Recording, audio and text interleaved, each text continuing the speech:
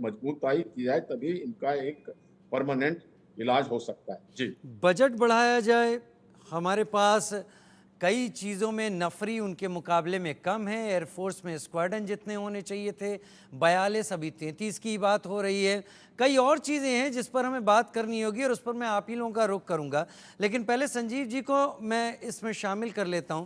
संजीव जी, जो आज जम्मू रीजन में होता हुआ दिखाई पड़ रहा है, बैक टू बैक अटैक, भारतीय सेना को उलझाने की कोशिश, जो पिक्चर थी उस पिक्चर को धब्बेदार और दागदार प्रेजेंट करने की वर्ल्ड एरिना पर कोशिश की जा रही है।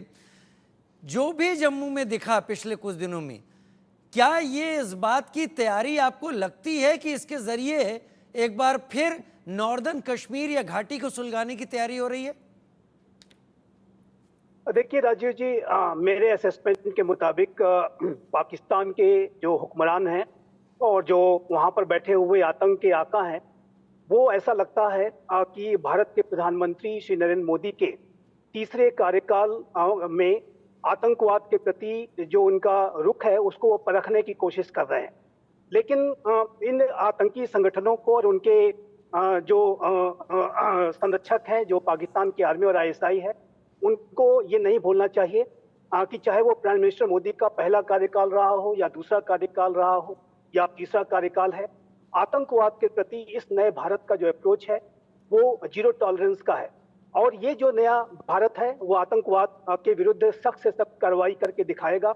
मेरा ऐसा विश्वास है राजीव जी कि ये जो आतंक की घटनाएं हुई हैं, जिस दिन से प्राइम मिनिस्टर मोदी ने अपनी शपथ ली, उसके बाद उसी दिन हमने देखा कि एक घटना हुई जम्मू में, और उसके बाद से लगातार इस तरह की घटनाएं रिपीटेड तरीके से की जा रही हैं। मेरा ऐसा मानना है कि भारत की सरकार को इन आतंकवादियों की जड़ों पर सख्त प्रहार करने की आवश्यकता है। ये मैसेज बहुत ही लाउड एंड क्लियर देने की आवश्यकता है कि आतंकवाद के प्रति ये जो नया भारत है वो किसी भी तरीके का कोई समझौता नहीं करेगा। अभी आप देख रहे हैं कि जम्मू का जो क्षेत्र है वहां पर ये आतंकी कैरों की तरीके से छुपे हुए हैं।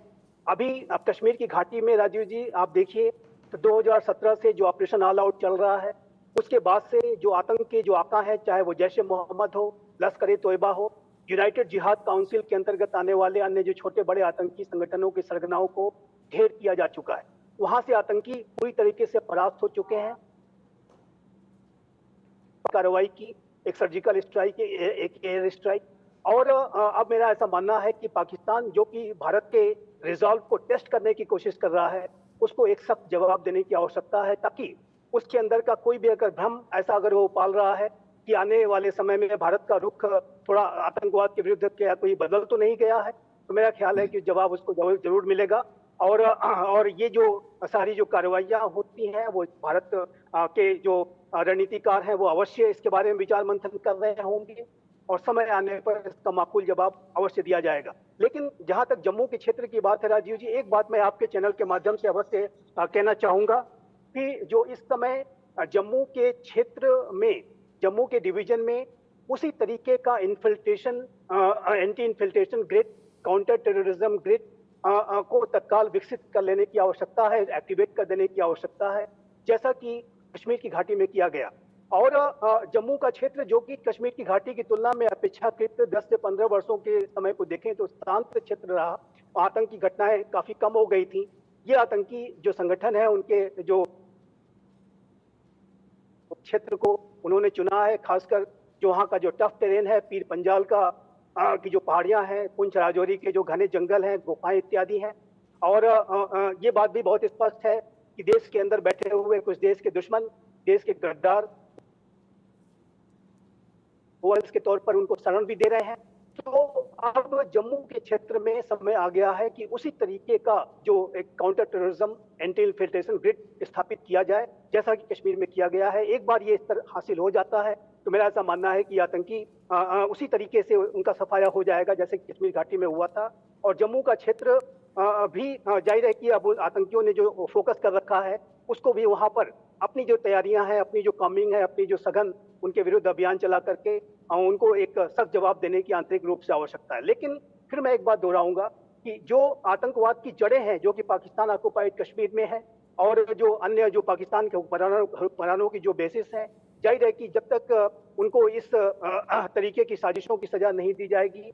आतंकवाद विरोधी कार्रवाई भारत जब तक करके नहीं दिखाएगा तब तक इनको ये मैसेज नहीं जाएगा कि भारत का जो रुख है उसमें कोई बदलाव नहीं हुआ है। तो मेरा ऐसा मानना है कि इन आतंकवाद की जड़ों पर भी कड़ा प्रहार करने का समय आ चुका है और उसके लिए रणनीतियां अवश्य मेरा विश्वास है कि बनाई जा रही होंगी। बनाई जा रही होंगी और बनाई जा भी रही होंगी, क्योंकि ये सारी चीज़ें सामने आकर आर्टिकल के ज़रिए या किसी फोटो ऑप के ज़रिए नहीं बताई जाती। ये चीज़ें होने के बाद सामने रखी जाती हैं कि ऐसी चीज़ें हो गई हैं, और उम्मीद है ऐसी खबर हम लोगों को जल्दी मिलेगी भी। लेकिन आतंक के अंत के लिए सेना जम्मू से लेकर कश्मीर पूरे रीजन में एक बार फिर ऑपरेशन सर्पविनाश वो चला चुकी है। पहले भी, अब तैयारी है। ऑपरेशन सर्पविनाश के जरिए आतंकियों के फन को कुचला भी जा रहा है।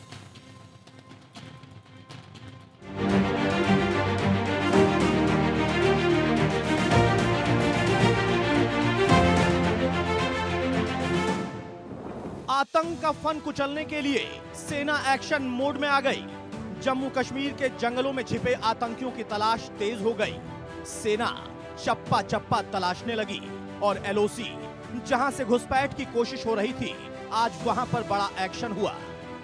कुपवाड़ा के माछिल सेक्टर में सेना ने एक पाकिस्तानी आतंकी को मार गिराया। ये आतंकी माछिल सेक्टर से घुसपैठ की कोशिश कर रहा था और घुसपैठ में आतंकी की मदद कर रही थी पाकिस्तान बॉर्डर एक्शन टीम। लेकिन सेना ने पाकिस्तानियों के नापाक मंसूबे कामयाब नहीं होने दिए। उत्तरी कश्मीर के कुपवाड़ा के मत्सल सेक्टर से एक बड़ी खबर आ रही है, जहां पर बैट एक्शन टीम यानी बॉर्डर एक्शन टीम की एक बड़ी साजिश को भारतीय सेना के जवानों ने नाकाम बना दिया। आपको बता दें, सेना के 5 जवान भी इसमें गंभीर तौर पर घायल हुए, जिनमें से एक की मौत हुई है और फिलहाल इस पर जो है एक आतंकी को ढेर किया गया है। कुपवाड़ा के मत्सल सेक्टर जो कि सीमावर्ती इलाके है, यहाँ से लगातार कई दिनों से घुसपैठ की कोशिश की जा रही थी और इन सीमावर्ती इलाकों में सुरक्षा बलों के जवान हमेशा अलर्ट रहते हैं। और अगर अभी की बात करें तो इन सीमावर्ती इलाकों में 2 जगहों पर कुपवाड़ा के लोलाब और मत्सल सेक्टर में अभी भी मुठभेड़ चल रही है। घाटी से आतंक के सफाई के लिए सबसे बड़ा ऑपरेशन चल रहा है। आतंक के अंत के लिए सेना ने जम्मू से लेकर कश्मीर तक एक बार फिर ऑपरेशन सर्पविनाश चलाया है, जिसमें जंगल में छिपे आतंकियों की तलाश जम्मू कश्मीर पुलिस और सेना दोनों कर रही हैं। आतंकियों के 48 ठिकाने चिन्हित किए गए हैं। ऑपरेशन में हेलीकॉप्टर और ड्रोन का इस्तेमाल हो रहा है। ऑपरेशन में स्निप डॉग यूनिट को भी शामिल किया गया है। सेना का मकसद सिर्फ एक है, घाटी से आतंक का अंत, और इसके लिए सेना और जम्मू कश्मीर पुलिस ने पूरी ताकत झोंक दी है। जम्मू कश्मीर पुलिस ने डेसा के ऊपरी इलाकों में छिपे आतंकियों के स्केच जारी किए हैं। बताया जा रहा है आतंकी डोडा के ऊपरी इलाके में छिपे हैं। ये आतंकी डेसा में हुए आतंकी हमले में शामिल थे। जम्मू कश्मीर पुलिस ने आतंकियों की सूचना देने पर 5-5 लाख रुपए के इनाम का भी ऐलान किया है। ये आतंकी सरहद पार से घुसपैठ कर घाटी में दाखिल हुए थे और घुसपैठ में पाकिस्तानी सेना ने इसकी मदद की थी इनकी मदद की थी। साफ है कि पाकिस्तान आमने सामने की जंग नहीं लड़ सकता। यही वजह है कि वो प्रॉक्सी वॉर की कोशिश कर रहा है। पाकिस्तान ने अपने इतिहास से कुछ नहीं सीखा है। वो आतंकवाद के सहारे, प्रॉक्सी वॉर के सहारे अपने आप को प्रासंगिक बनाए रखने का प्रयास कर रहा है। आतंकवाद को हमारे जाबाज पूरी ताकत से कुचलेंगे। दुश्मन को मुंह तोड़ जवाब दिया जाएगा। प्रधानमंत्री मोदी ने आतंकिस्तान को आखिरी अल्टीमेटम दे दिया है। जम्मू कश्मीर से आतंकवाद को खत्म करने का प्रण ले लिया है। संदेश साफ है कि आतंकी हर हाल में कुचले जाएंगे। अब ना आतंकी बचेंगे और ना ही आतंक के आका।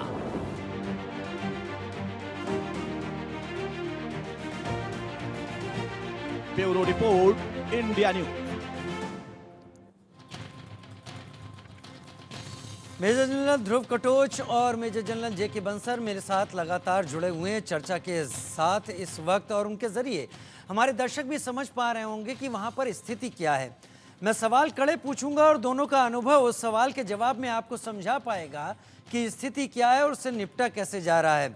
मेजर जनरल कटोच, अभी मेजर जनरल जेके बंसल ने एक बात कही। उन्होंने कहा कि हम 2 फ्रंट वॉर के लिए तैयार होने की हमें ज़रूरत है। हम जहाँ तक एयरफोर्स के स्क्वाड्रन है 42 होने चाहिए, अभी 33 पर ही हैं। हम इस बारे में काम क्यों नहीं कर रहे? वो $300 बिलियन पर पहुंच गए हैं, हम अभी $80 बिलियन पर, हम इस रेंज, हम करीब 1/4 उनसे इस वक्त हैं जो हम खर्च कर पा रहे हैं, और बाकी सारे कंट्री अपनी रक्षा के लिए खर्च ज़्यादा कर रहे हैं।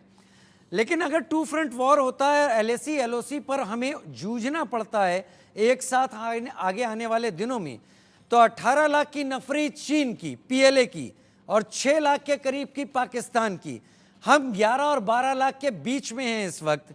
24 लाख का मुकाबला अगर 12 लाख करने जाएंगे तो उसके लिए तैयारी बहुत पहले से की जानी चाहिए थी। क्या हम कर रहे हैं? क्या हम करनी है हमको? अभी स्थिति क्या है? क्या इसी हकीकत का फायदा उठाकर तो पाकिस्तान टेररिस्ट के जरिए हमें परखने की कोशिश नहीं कर रहा? राजीव जी, जब युद्ध इस प्रकार का होता है तो देश लड़ते हैं, और मुझे कोई शक नहीं है अगर 2 फ्रंट युद्ध भी होगा जीत हमारी होगी। देखिए, जहाँ तक चीन की बात है, अगर भारत और चीन के बीच में युद्ध हो जाता है वो सिर्फ हिमालयस के ऊपर लड़ा जाएगा, लेकिन चीन के प्रॉब्लम्स कई हैं। चीन का पूरा साउथ चाइना सी में उनके ताइवान के साथ प्रॉब्लम है, बाकी देशों के साथ प्रॉब्लम है, और ज़्यादा करके उनकी डिप्लॉयमेंट जो है वो यूनाइटेड स्टेट्स के विरुद्ध है, वो ताइवान के विरुद्ध है। तो जो उनकी फोर्स है जो इस हाई एल्टीट्यूड वॉरफेयर में हिस्सा ले सकती है, उसका हम आराम से मुकाबला कर लेंगे। और जहाँ तक वायुसेना की बात है, हमारी सिर्फ सुपीरियरिटी चाहिए तिब्बत के प्लाटो के ऊपर, जो पूरा तिब्बत देश है उसके ऊपर। और वहाँ पर जब हम एयरफोर्स की बात करेंगे, हम चीन का मुकाबला कर सकेंगे। मैं मानता हूं कि हमको फुल स्ट्रेंथ पे जाना चाहिए, पूरे 42 स्क्वाड्रन्स हैं, लेकिन इस समय पर हालत ये है क्योंकि उनको भी खतरा है। जहां तक रही पाकिस्तान की बात, पाकिस्तान की इंटरनल सिचुएशन इस प्रकार की है कि वो ऑल आउट वॉर वो भी नहीं कर सकता है। उसकी इकोनॉमी बिल्कुल टूट चुकी है, इसीलिए वो छोटे मोटे इस प्रकार के कार्रवाई करता रहता है। तो वो जो 2 फ्रंट वॉर की बात हो रही है, उसका मुझे इस समय पर वो खतरा नहीं आ रहा है, लेकिन अगर आ भी जाता है तो हम उसका मुकाबला करने को तैयार हैं और विजय भी हमारी होगी। ये तो है पहली बात। दूसरी बात, भारत की तरफ से जो एक बहुत इंपॉर्टेंट स्टेप्स लिए गए हैं पिछले कुछ सालों में, वो ये है कि प्राइवेट सेक्टर जो है अभी डिफेंस में बहुत ज़्यादा आ चुका है, और भी आएगा, और भी तेज़ी से आएगा। क्योंकि मैंने बहुत सालों से मैं ये कह रहा हूँ कि जब तक प्राइवेट सेक्टर डिफेंस में नहीं आएगा, हमारा डिफेंस इंडस्ट्रियल बेस नहीं बनेगा। तो अभी ये प्राइवेट सेक्टर अभी बहुत आ चुका है, और आएगा, और भी प्राइवेट सेक्टर के लोग इसमें शामिल हो जाएंगे। और जिस प्रकार से हमारा डिफेंस इंडस्ट्रियल बेस बनेगा, मुझे पूरा यकीन है कि अगले 5 या 10 सालों में हमारी स्थिति बहुत मजबूत हो जाएगी। यहाँ तक की हालत हो गई है कि अभी हम वेपन एक्सपोर्टर में आ चुके हैं, और ये मैं समझता हूँ भारत की बहुत तरक्की है। तीसरी बात हो थी कि अगर चीन अगर उस प्रकार का हम युद्ध देख रहे हैं, तो ये यहाँ पर कन्फाइंड नहीं होगा, ये बाकी देश में इसके अंदर बढ़ जाएंगे। और मैं समझता हूँ कि इस समय पर चीन की वो हालत नहीं है जो इस समय पर पूरा वर्ल्ड, अगर आप जो वर्ल्ड की डिप्लोमेटिक और बाकी ये पॉलिटिकल स्टेट देखते हैं, तो चीन की वो स्थिति नहीं है कि वो यहाँ पर एक फ्रंट खोदे। उनके भी काफ़ी फ्रंट है, पाकिस्तान के भी काफ़ी फ्रंट है। उनका अफगानिस्तान के फ्रंट से अलग लगता है, उनका ईरान के साथ अलग फ्रंट लग रहा है, और उनके खुद जो टेररिस्ट अंदर बीच में उनको तंग कर रहे हैं, जो एक तो बलूचिस्तान के फ्रीडम फाइटर है, और दूसरा पश्तून है जो तहरीक तालिबान पाकिस्तान कहते हैं अपने आप को। उनकी आधी सेना तो वहीं पर ही मिट जाएगी। तो उस प्रकार का खतरा मुझे नजर नहीं आता है। ज़्यादा खतरा हमको इस समय पर यह है कि चीन का जो क्रॉलिंग फॉरवर्ड छोटे मोटे एक्शन जो करता जा रहा था, एक तो वो है जिसके ऊपर अभी हमने रोक लगाई है, और पाकिस्तान की तरफ से जिस प्रकार से टेररिज्म को साथ दे रहा है उस प्रकार के एक्शन, तो इसको रोकना मैं समझता हूँ बहुत ज़रूरी है।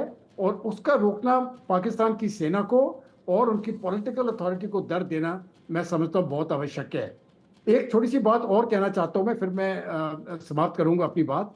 आपने जब शुरुआत की स्टेटमेंट में आपने मुझे मालूम नहीं किसने वो स्टेटमेंट दिया, उन्होंने ये शब्द कहे कि 370 हटने के बाद और नोटबंदी हटने के बाद कोई फर्क नहीं पड़ा है। मैं आपके दर्शकों को ये बताना चाहता हूं वो बात गलत है जिसने भी कही है। बहुत फर्क पड़ा है सिक्योरिटी सिचुएशन में। 370 हटने के बाद बहुत फर्क पड़ा है और नोटबंदी से भी उग्रवाद में और पाकिस्तान को भी बहुत फर्क पड़ा है। और अगर ये दो कार्रवाई नहीं होते तो जिस प्रकार के एक्शन अभी आप देख रहे हैं ये 10 गुना ज्यादा होते। तो ये कंट्रोल में आ गया है। मैं मानता हूं खत्म नहीं हुआ है, लेकिन जो प्रॉब्लम पिछले 30-40 सालों से 2 साल में खत्म हो जाए, मैं समझता हूँ वो बात होने वाली नहीं है। लेकिन ये अभी खात्मे पर है। किसी भी हालत में ये ज्यादा देर नहीं चल सकते हैं। विजय हमारी होगी और आगे 1 या 2 साल में आप ये देखोगे बहुत साफ तस्वीर आ जाएगी कि जीत जो है वो भारत की ही होगी। तो क्या हताशा में हमले हो रहे हैं आतंकवादियों की तरफ से? फिर से बोलिए। ये क्या हताशा में मतलब अपनी सेटबैक्स लेने के बाद इतने सारे ये आतंकवादी इसलिए आर्म्ड फोर्सेस को, एयरफोर्स को निशाना बना रहे हैं क्या कि वो जिस आइडियोलॉजी के साथ चल रहे थे उसका बेस भी नहीं बचा है और उस मूवमेंट में भी अब कोई नहीं बचा है?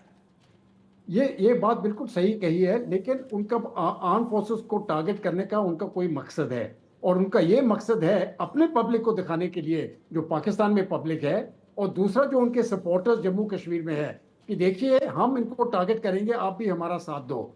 लेकिन बहुत ही जल्दी आप देखोगे, ठीक है शुरुआत उन्होंने की है, खात्मा हम करेंगे। वो जो भारत के अंदर जो उनके कमांडोज आए हैं, उनके मिलिट्री के लोग हैं, बेशक वो जो टेररिस्ट सिंपैथाइजर्स हैं उनके साथ मिले हुए हैं और उनके साथ टेररिस्ट भी मिले हुए हैं, लेकिन है तो उनके लोग, पाकिस्तान आर्मी के लोग हैं ये। उनको तो हम खत्म कर देंगे जो भी अंदर आया है।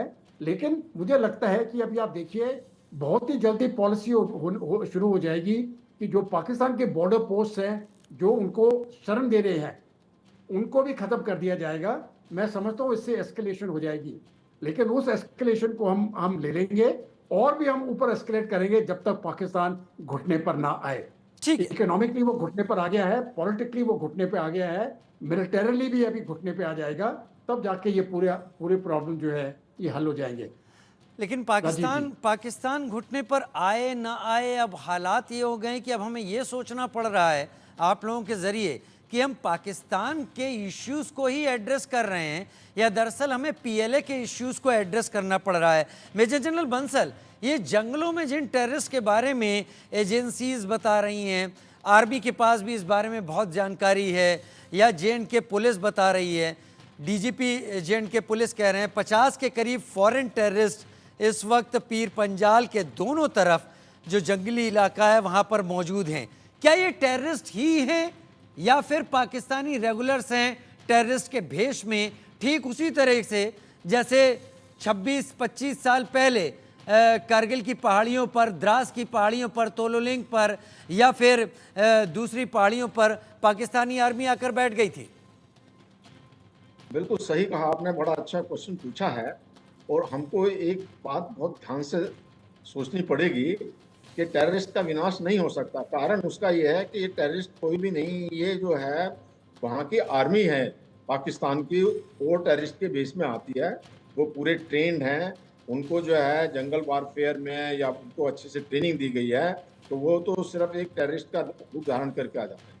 यहाँ पर मैं एक बात ये कहना चाहूँगा कि देखिए जब फौज की स्ट्रेंथ बढ़ती है किसी भी एरिया में, अब जैसे हमारी स्ट्रेंथ बढ़ी है यहाँ पे, हमने जो मूव किया है इसमें जम्मू सेक्टर में, रीइंफोर्समेंट तो किया गया, जो जी रीइंफोर्समेंट रीडिप्लॉय किया है वहाँ पर काफ़ी रीडिप्लॉयमेंट किया। तो मैं ये कहना चाह रहा हूँ कि अभी हाल फिलहाल में ही 2 बार केरन सेक्टर में घुसने की कोशिश करी, उनको वहीं न्यूट्रलाइज कर दिया गया। इसी प्रकार से अभी कुपवाड़ा में कर दिया गया।